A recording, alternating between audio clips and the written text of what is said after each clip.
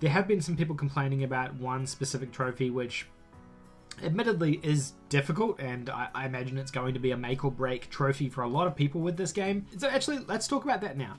And then we'll go through the rest of the list. So there is because I think a lot of you guys clicking on this video are probably interested in that.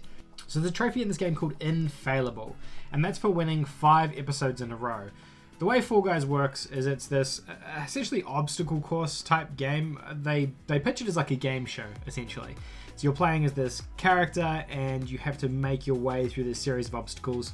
You start off with, I think, is it 40 or 60 people? I think it's 60 people.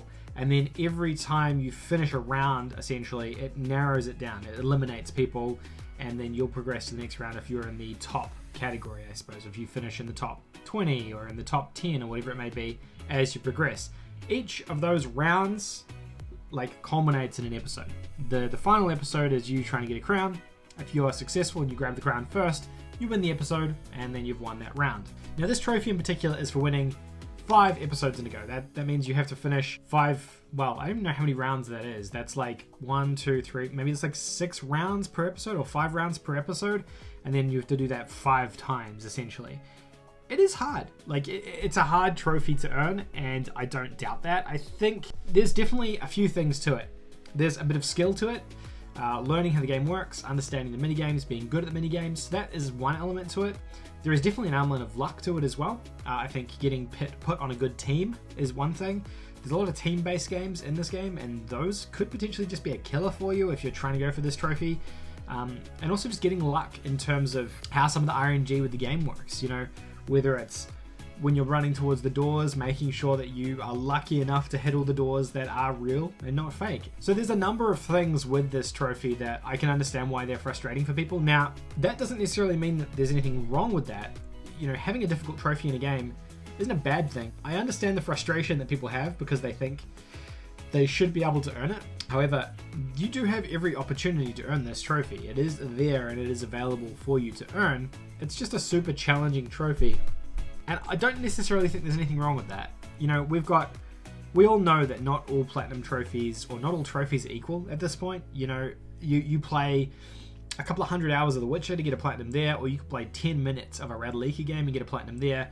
You know, those 2 platinum trophies, they still count as a 1 platinum towards your total, and your total trophy count still goes up by 1. But the reality is, you know, if you look at these 2 trophies together, we all kind of know that they're not equal, they're not the same. You know, the experience you have with this game and this game are very different. And again, that's not to say there's anything particularly wrong with an easy trophy or a hard trophy.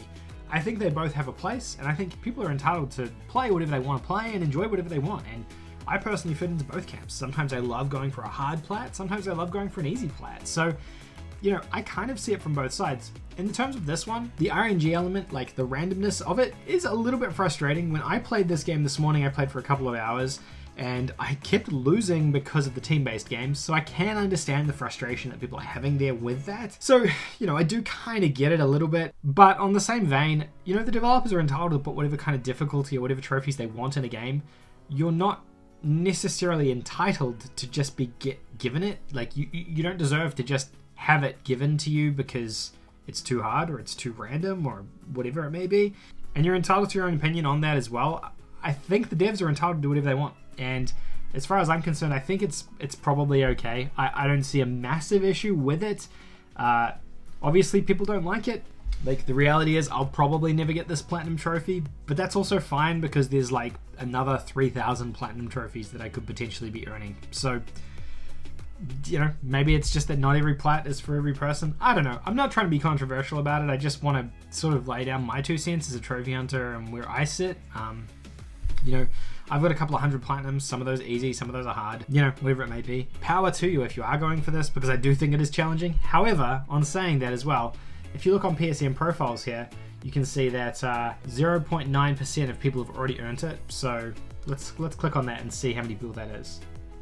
That's 5 achievers so far, and it's only day 1. So the reality behind it is maybe it's not actually that hard. You know, maybe it's a lot easier than what people assumed it is. I don't know. It's a really interesting situation.